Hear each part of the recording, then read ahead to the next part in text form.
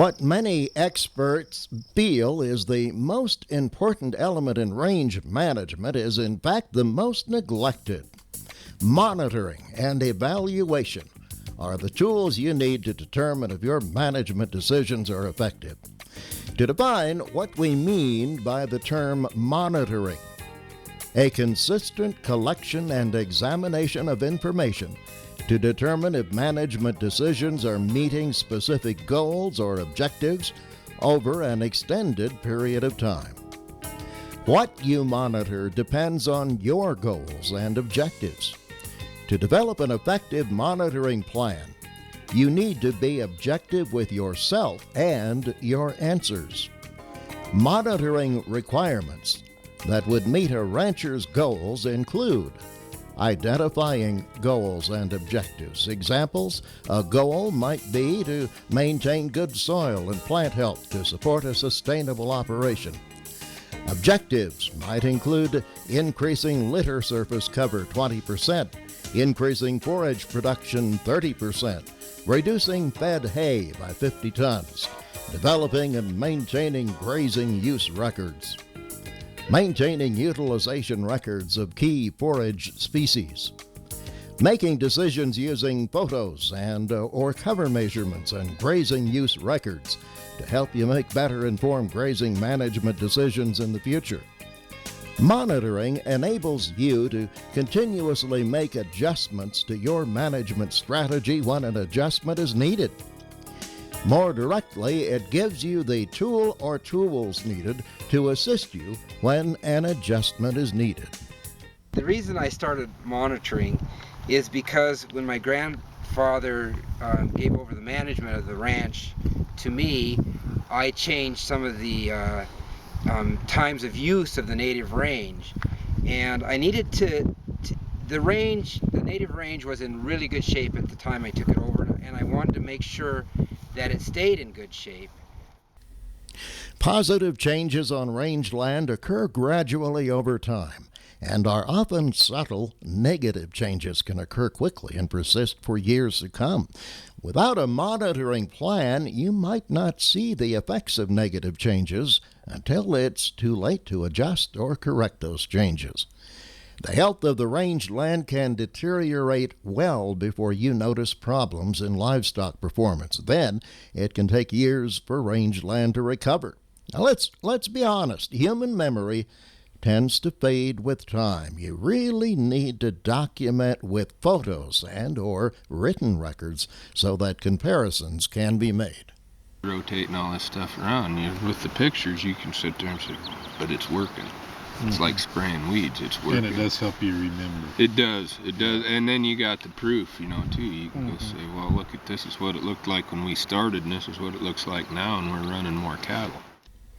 Let's look at what on your rangeland, or perhaps tame pasture, should be monitored.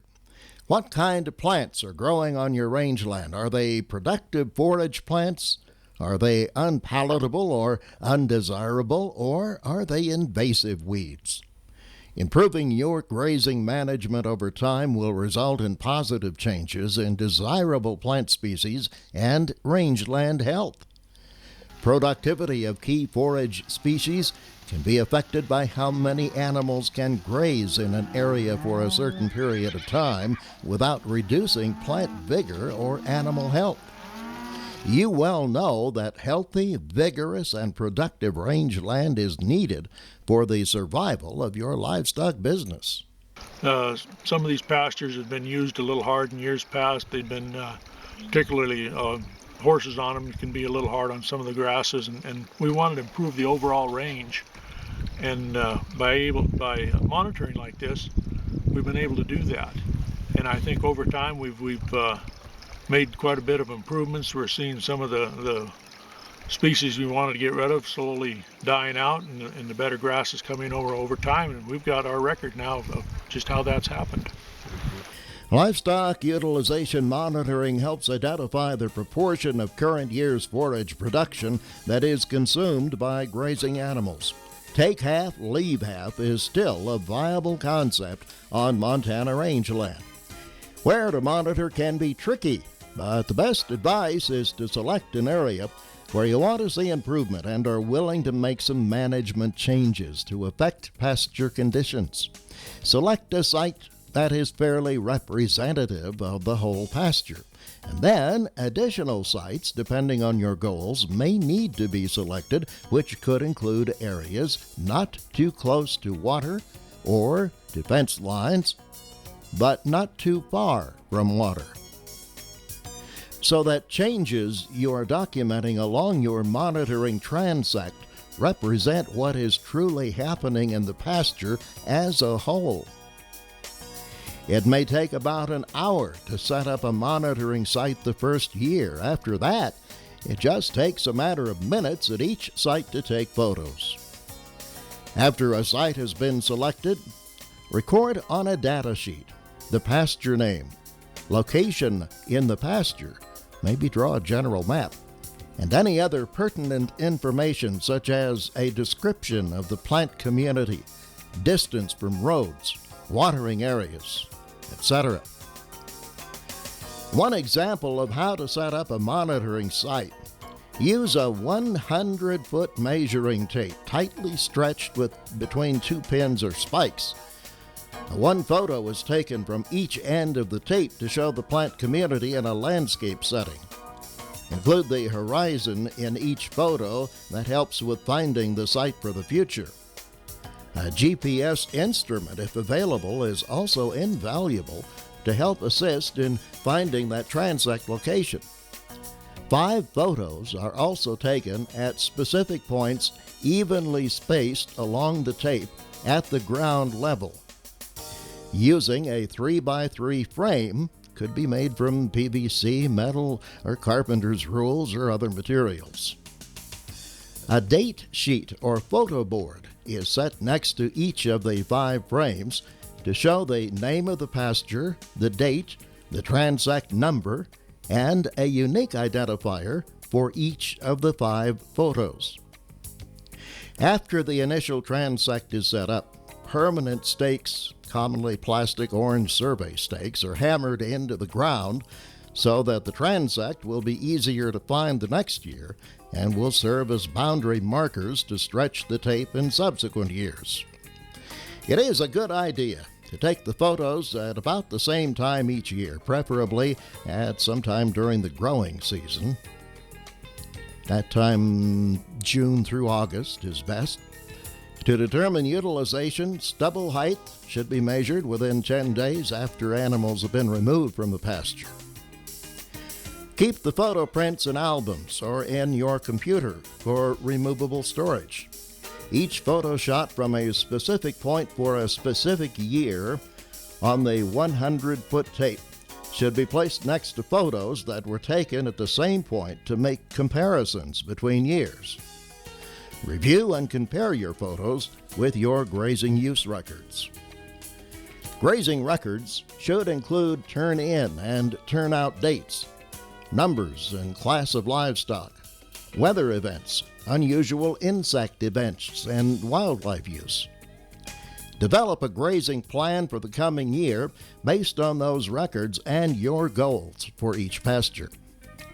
A good time to do this is during the winter, when you have time to sit down at a table and take a good look. This is an appropriate time to schedule time to discuss your monitoring plan and management objectives with an NRCS range conservationist or a consultant. It is important to monitor the ground cover and the canopy cover. There needs to be enough vegetation to protect the soil surface from evaporation or erosion. This can be accomplished with photographs and/or cover measurements. Monitoring over time can help determine if the amount of bare ground on range land is increasing or decreasing. I wanted it to hand it on to the next generation in the same condition that I received it in. And the only way to determine if it's in the same condition is by taking photos of it and looking back at those photos and determining which direction the rangeland is going. Is it getting better or is it getting worse or things of that sort? Consistent monitoring of plant species composition can tell you if forage production of key forage species is increasing or decreasing.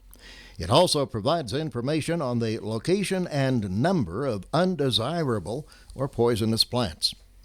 Climatic shifts from drier to wetter rainfall years can change plant composition and production on grazing land. Maintaining records of rainfall during the year can help you determine how climate is impacting your rangeland. And that helps you make adjustments in stocking rates in wet or dry years. Let's put this monitoring discussion in more practical terms. It's a matter of a couple hours once a year to take and go out and do the monitoring, and if a person can't find the time enough for that, you actually should be spending more time at it. Now let's review our key points. Take photographs. Comparing photos, including close-ups and general views of the same area taken over a period of years, documents changes in the plant community. And/or collect data on vegetation, including elements like plant species composition, canopy cover, ground cover, and noxious weed density. This can help you detect subtle changes that occur over the long term. Record and document livestock numbers and turn in and turn out dates to help you determine what is causing rangeland to positively or negatively respond. Keeping good grazing records helps determine the why am I going in the right direction or why am I going in the opposite direction counter to my goals and objectives. During the grazing season, map the pattern of pasture utilization by measuring stubble height or determining utilization levels of key forage species to help identify underused or overused areas within a pasture. As far as how much and where monitoring should be practiced, select key areas that are representative of the pasture as a whole, in terms of types of soil, vegetation, slope, aspect, and distance from water, trails, and fences. 1 to 2 monitoring sites per herd would be sufficient for a 3 to 5 pasture area grazed during the growing season. You may find it helpful to monitor critical areas such as new noxious weed invasions or a newly developing headcut in drainage to determine how well your management decisions are affecting these areas. You could also select areas where you may expect significant improvements in the near future with changes in grazing management. An example of this would be adjacent to perennial streams. Select easily accessible areas. Remember to select areas that are away from those places that livestock tend to congregate, such as salting locations, watering holes, or along fences. To get started with your monitoring plan, set your overall vision and goals for your ranch, reflecting your personal values, desired landscape, and level of production. Survey your ranch with an eye toward current resource conditions and production. Relate this to what your desired vision would be. You may want to focus on problem areas where you clearly see the need for improvement. Identify your key monitoring sites and find what information is available on the history of grazing use on the property if this is unknown. Specifically, define what you want each of your key areas to look like in the future and set realistic goals or objectives.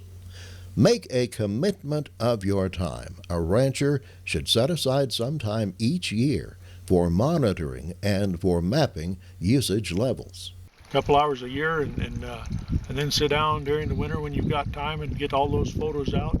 Lay them out and start looking at each one of these transects, and then you can take and really see it. It's just when you've got the time to take and do the studying and accumulate the data then and analyze it during the winter, that's great, but only a couple hours in the summer.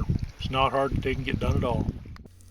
Select monitoring tasks that have specific objectives, making the process faster and easier. Use your monitoring documentation to make decisions prior to the next grazing season. Put a high priority on allowing yourself time to compile, organize, and interpret the monitoring information you gather. Well, we've definitely increased the production. of the ground, but the monitoring, I was doing it some before with the rotation at different time of year, hitting the grass, but the monitoring really, I guess, proves to you that it works and that it turns around so quick. A good monitoring plan with appropriate follow-up can ensure the quickest route to reaching your goals. Technical assistance is available from the Natural Resources Conservation Service and the Montana State University Extension Service. There are also private consultants who can help with your monitoring efforts.